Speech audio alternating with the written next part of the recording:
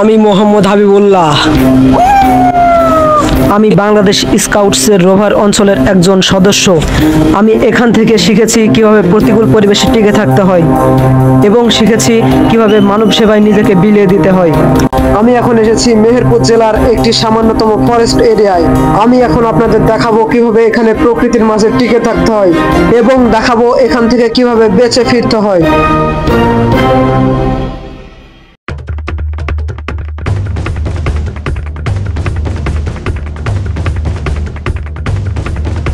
So guys, এই পর্বে আমার সাথে কেউ থাকছে না কোনো ক্যামেরাম্যান, থাকছে না কোনো সঙ্গী। আমি একাই এই ফরেস্টেড এরিয়ার মধ্যে সার্ভাইভ করে আপনাদের দেখাবো। তো চলুন যাওয়া যাক। সো ভিউয়ার্স, আমরা এখানে দিয়ে যাচ্ছি। এই জায়গাটি খুবই বিপজ্জনক একটি জায়গা। এখান দিয়ে খুব সাবধানে যেতে হবে। একবার যদি পা পিছলাই তাহলে আপনার জীবন এখানে শেষ হতে পারে এবং এখানে আপনাকে সতর্ক থাকতে হবে, কারণ এখানে বিভিন্ন ধরনের বিষধর সাপ রয়েছে। যদি আপনি একটু ভুল করেন তাহলে আপনাকে সাপে দংশন করতে পারে। সম্মানিত ভিউয়ার্স, আপনারা যে গাছটিকে দেখতে পাচ্ছেন, এই গাছটি হলো ভাট গাছ। এটি একটি ঔষধি উদ্ভিদ। আপনারা নিশ্চয়ই এই গাছ সম্পর্কে অনেকে জানেন না এবং অনেকে জানেন। এই গাছটি একটি ঔষধি উদ্ভিদ। একটা সময় ছিল মানুষজনের যখন ঠান্ডা লাগতো, জ্বর আসতো, তখন এই ভাট গাছের পাতা বেটে দিয়ে তাদেরকে যদি রস করে খাওয়ানো হতো তাহলে তাদের জ্বর খুব সহজে নির্মূল হয়ে যেত। তাই এই গাছটি খুবই উপকারী একটি গাছ এবং এই গাছ যখন শুকিয়ে যায় তখন খড়ি হিসেবে ব্যবহার করা হয়। তো চলুন যাওয়া যাক সামনের দিকে।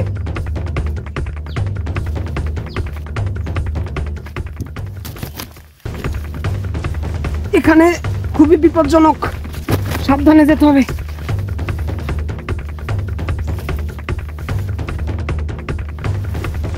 সম্মানিত ভিউয়ার্স, এই যে গাছটি দেখতে পাচ্ছেন, এটি হলো পুটুস গাছ। এই গাছে ফুল এবং ফল ধরে। এই গাছের বিভিন্ন ধরনের ছোট ছোট কাঁটা থাকে। এই কাঁটাগুলো খুবই ধারালো হয়। তাই এই গাছের সংস্পর্শে আসলে একটু সাবধানে যাবেন, না হয় হাত পা ছিলে যেতে পারে।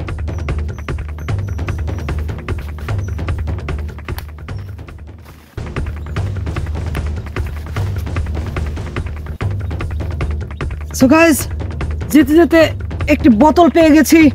আমি এখানে পানির বোতল আনি নাই, তাই এই পানির বোতলে আমি পানি লোড করে পানি পান করতে পারবো। প্রকৃতির মাঝে যা পাবেন সেটা দিয়ে কাজে লাগিয়ে নিতে হবে, তাই এটি আমার সাথে নিয়ে নেব।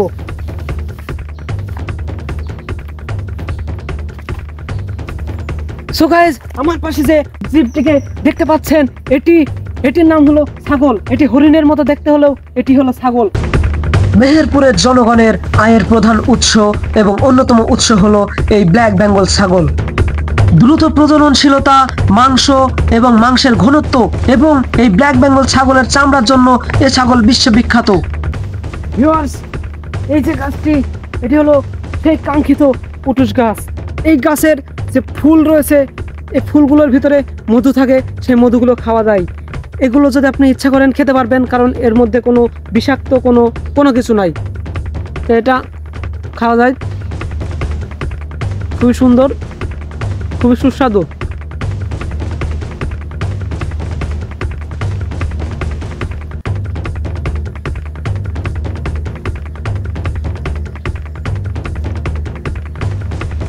সম্মানিত ভিউয়ার্স, এখন আমার পানি পিপাসা লেগেছে, খুবই পানি খাওয়ার দরকার এখন। কিন্তু এই যে পুকুরটি দেখতে পাচ্ছেন, এখানে যদি আমি এখন নামতে যাই তাহলে নামতে গিয়ে এখান দিয়ে আমি পড়ে যেতে পারি, কারণ এখানে বিশাল বড় খাদ এবং এখান থেকে যখন তখন পড়ে যেতে পারি। তাই এখন আমাকে ওই দিকে যাওয়া লাগবে। ওই দিকে গিয়ে তারপরে পানি সংগ্রহ করতে হবে। পানি সংগ্রহ করে তারপরে পানি খেতে হবে। তো চলুন যাওয়া যাক।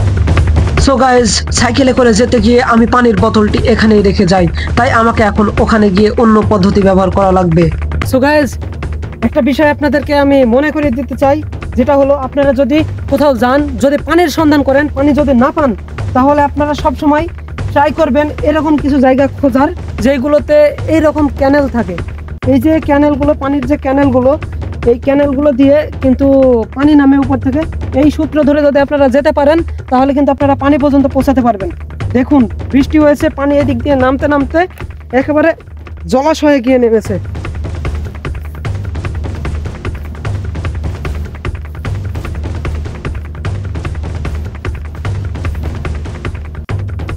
জায়গাটা একবার দেখুন। চারি সাইডে পাহাড় এবং আমি রয়েছি ঠিক একটি জলাশয়ের ভিতরে। ভিউয়ার্স, আমি মূলত যে পানির খোঁজ করছিলাম সেই পানিটি এখানে রয়েছে। পানিটি খুবই স্বচ্ছ। এই পানিটি এখন আমি খাবো। এই পানিটি খাওয়ার জন্য একটি সিস্টেম হলো যে ফিল্টার কীভাবে ব্যবহার করবেন। তো প্রথমত আমরা এরকম একটি ডাল নিয়ে নেব। এরকম ডাল নিয়ে এগুলোর ভিতরে ফাঁপা থাকে এবং এই ডাল দিয়ে যদি আপনি ভেঙে নেন, ডালটি ভেঙে নিতে হবে। ভিতরে যে ফাঁকা অংশ থাকে ফাঁকা দিয়ে পানি টানতে থাকুন। দেখুন পানিটি ফিল্টার হয়ে আসবে। এই যে দেখুন,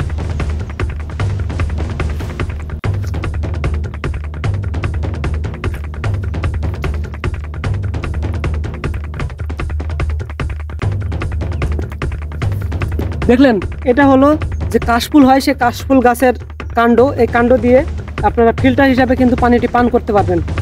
আচ্ছা যাই হোক, এখন আমি পানিটি পান করব। দেখুন পানিটি পান করে আমার তৃষ্ণা মেটানো যাবে। আমি এখন এই পানিটি স্বচ্ছ মনে হচ্ছে, এই স্বচ্ছ পানিটি আমি এখন পান করব।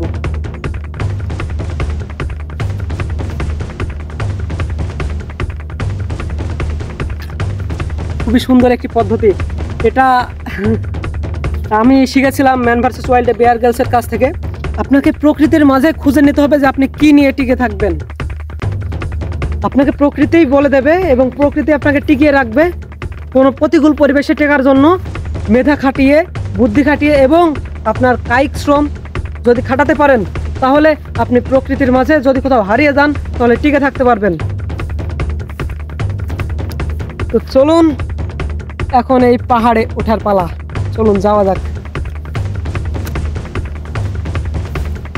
এখানে যখন তখন পা পিছলে যেতে পারে, সাবধানে যাবেন।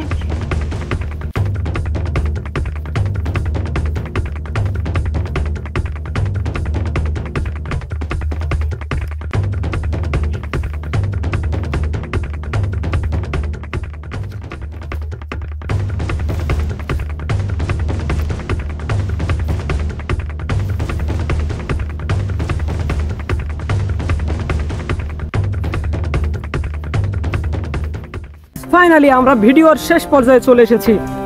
সো গাইস, আজকের ভিডিও কেমন লাগলো কমেন্টের মাধ্যমে অবশ্যই জানাবেন এবং ভিডিওটি যদি ভালো লাগে তাহলে অবশ্যই লাইক, কমেন্ট, শেয়ার করবেন এবং পরবর্তী ভিডিও পাওয়ার জন্য অবশ্যই সাবস্ক্রাইব করবেন। সেই পর্যন্ত সকলে সুস্থ থাকুন, সুন্দর থাকুন। গুড বাই, আসসালামু আলাইকুম, আল্লাহ হাফেজ, টাটা, বাই বাই।